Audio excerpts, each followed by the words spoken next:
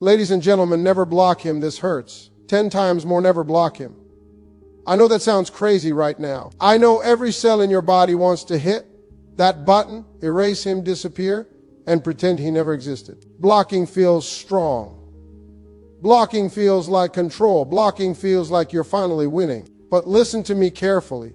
Blocking him doesn't hurt him the way you think it does. In fact, it often gives him exactly what he wants. Blocking feels powerful in the moment. It feels like you're taking control back, like you're finally doing something bold after being hurt. Your finger hovers over that button, and your heart says, this will show him. But here's the truth most people don't understand. When you block him, you don't wound him the way you think you do. You actually give him an emotional exit. You give him relief. And relief is the opposite of regret. When a man is blocked, he doesn't have to sit with uncomfortable questions. He doesn't have to wonder how you're doing, what you're thinking, or whether he made the wrong choice. Blocking closes the door so completely that allows his mind to rest. He tells himself, she's angry, she's dramatic, she'll get over it. And just like that, he avoids accountability. He avoids reflection. He avoids the slow, painful realization of what he lost. Relief comes from things being simple. Blocking simplifies everything for him. No reminders. No quiet moments where your absence echoes. No chances for him to scroll, pause, and feel something heavy in his chest. Instead of regret growing, detachment grows. Instead of missing you, he distracts himself. Instead of questioning his behavior, he shrugs and moves on with his version of the story. But regret needs space. Regret needs silence, not erasure. It needs unanswered questions and lingering access. It needs moments when he sees you existing without him, smiling without him, continuing without him. Blocking removes that entirely. It cuts the wire before the message can fully transmit. It stops the emotional process before it can mature into understanding. Many women think blocking is punishment, but punishment only works when the other person feels it. Relief is not pain. Relief is comfort. Relief is escape. And a man who escapes the consequences of his actions doesn't learn from them. He doesn't grow. He doesn't look inward. He just tells himself it ended badly and files you away as another closed chapter. Real discomfort for him comes when he has access but no control, when he can see but not touch, when he can wonder but not reach, when he realizes you didn't need to block him to move on. That's when confusion sets in. That's when curiosity turns into reflection. That's when he starts replaying conversations, rereading moments, questioning decisions, wondering why someone who once cared so deeply could walk away so calmly, so quietly, so completely, leaving him with nothing but his own thoughts and the slow realization that blocking would have been easier for both of you. But silence without drama forces him to sit alone with the weight of what he failed to protect and the absence he created without anyone else to blame. Silence without blocking is uncomfortable in a way most people underestimate. It doesn't scream, it doesn't accuse, and it doesn't demand attention, but it lingers. When you stop responding without cutting him off completely, you create a quiet space where his mind has nothing to lean on. There are no arguments to replay, no angry messages to justify his behavior, no dramatic ending he can point to and say, that's why it fell apart. There is only silence. And silence makes people think when he still has access but receives no reaction. His brain stays engaged. He checks. He wonders. He rereads old messages. He notices the gap where your presence used to be. Blocking shuts the door and turns off the light. But silence leaves the room open and empty, forcing him to walk through it alone. Every unanswered moment becomes a question mark. Every hour without a response stretches his curiosity a little further. Silence without blocking removes his sense of control. He can't provoke you. He can't get closure on his terms. He can't trigger an emotional response that reassures him he still matters.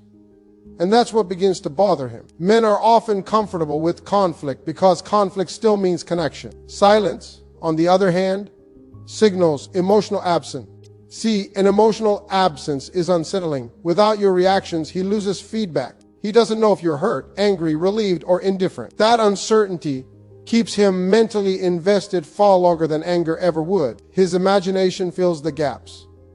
And imagination is rarely kind. He starts creating scenarios where you're happier, stronger, and more detached than before. He starts questioning his place in your life instead of questioning your emotion. Silence also removes the opportunity for him to rewrite history. When there are no final words, no dramatic goodbye, no last argument, he can't neatly package the ending. He's left with loose ends, and loose ends pull at the mind. He may try to distract himself, but silence follows him into quiet moments, late nights, and unexpected pauses in his day. While you're focusing on yourself, healing and reclaiming your energy, he's left sitting with the absence of your attention. Not because you're trying to punish him, but because you chose peace over performance. And that choice creates a kind of pressure that no confrontation ever could, because it forces him to feel the weight of losing access to your emotional world while still being close enough to sense that something meaningful is no longer available to him. And the longer that silence stretches, the more it turns into reflection,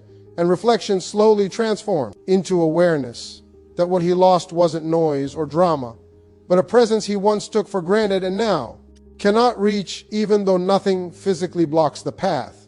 Men and women experience loss on very different timelines, and that difference is where most misunderstandings begin. When a connection ends, women usually feel the impact immediately. The emotions rush in all at once: the sadness, the disappointment, the questions, the urge to fix or explain. Women sit with the pain early, process it, talk it through, and begin healing even while it hurts. Men, on the other hand, often don't feel the loss right away, because in the beginning, nothing seems missing. At first, life continues almost the same for him. He still has his routine, his freedom, his distractions, and the belief that everything is fine. Friends, work, noise, and attention fill the space where you used to be. He tells himself he's okay because there's no immediate emotional vacuum. The absence doesn't register yet because he hasn't needed what you provided in that moment. Comfort, consistency, emotional grounding, those things reveal their value only when they're gone. Time is what exposes the loss for him. It shows up later, quietly, when the excitement fades and the distractions stop working. It shows up when no one checks in the way you did,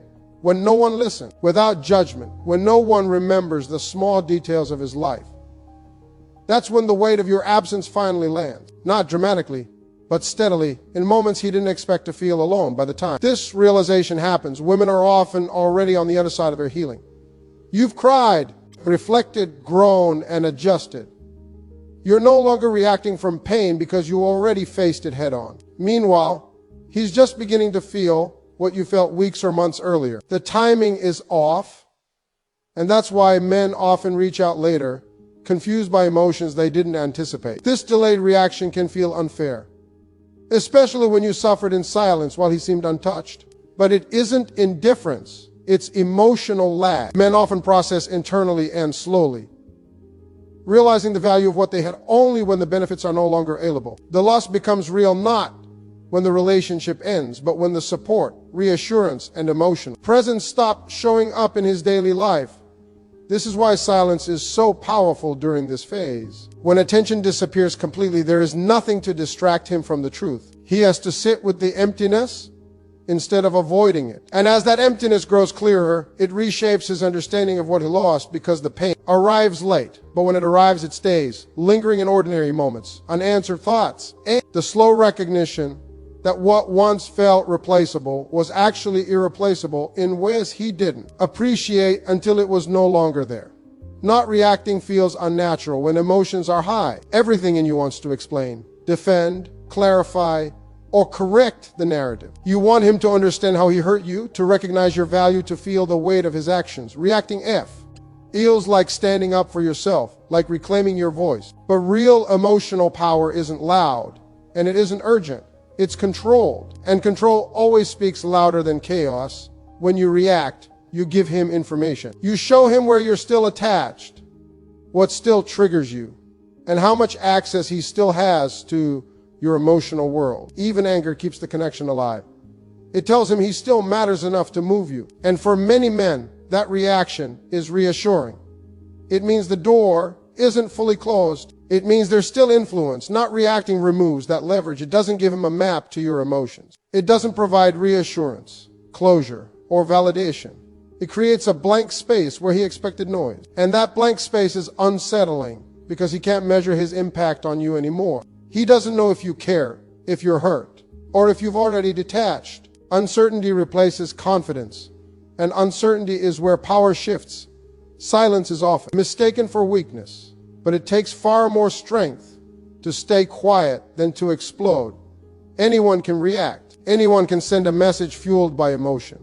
It takes discipline to pause, breathe, and choose not to engage. That discipline signals self-respect. It shows you are no longer willing to invest energy where it isn't returned. Energy is the real currency in emotional dynamics. When you stop reacting, you also protect yourself. You stop reopening wounds. You stop rehearsing pain. You stop giving your nervous system constant reminders of what hurt you. Instead, your focus turns inward. Your thoughts slow down. Your healing accelerates. While he's trying to decode your silence, you're rebuilding your sense of self. Not reacting also shifts the narrative. Instead of being seen as emotional or dramatic, you become unpredictable in the best way. He can't label you or place you neatly into a box. He's left guessing, replaying conversations, questioning assumptions. The power dynamic changes not because you said something brilliant, but because you said nothing at all. Over time, the lack of reaction speaks volumes. It communicates that you don't need to convince him of your worth. You don't need agreement to move on. You don't need the last word to feel complete. And that quiet confidence creates distance, not as a punishment, but as a boundary, because when someone realizes they no longer have access to your emotional responses, they begin to understand that they also no longer have access to you, and that realization settles in slowly, reshaping how they see you, the situation, and their own role in losing something they once thought they could always provoke or retrieve at will. Moving on quietly is one of the most misunderstood forms of power. Many people think that to heal, to grow, or to regain control, you need drama, announcements, or visible gestures. They think you have to post, reply, confront, or even block. But true growth doesn't need an audience.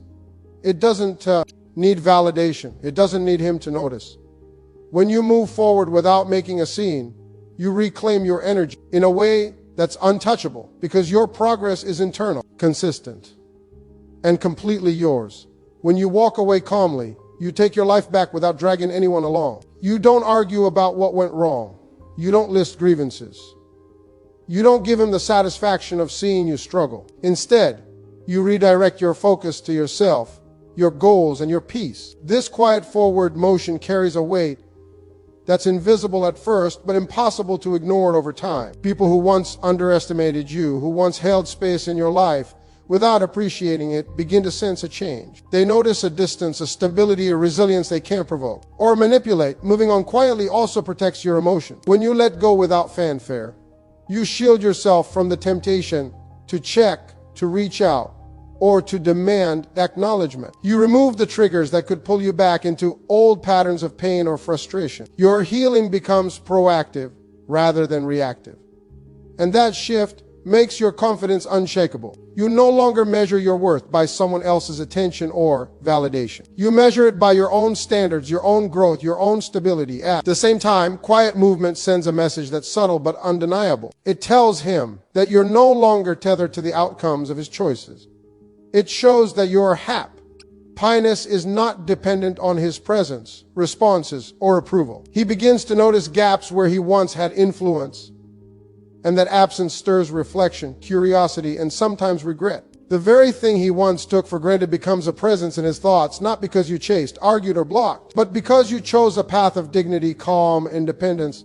This method also amplifies your long-term strength. Public reactions fade, emotional outbursts are forgotten, but quiet, consistent growth is permanent. It transforms you without needing acknowledgement. It shifts power dynamics because you're no longer participating in the emotional games that drain your energy. Instead, you're building a life that moves forward on its own terms, creating fulfillment that is entirely yours, leaving him to reconcile with the fact that you are progressing, thriving, and unbothered in ways he cannot influence, control, or replicate. And the more he notices your calm absence, the more he begins to realize the value of what he lost while you quietly continue to rise.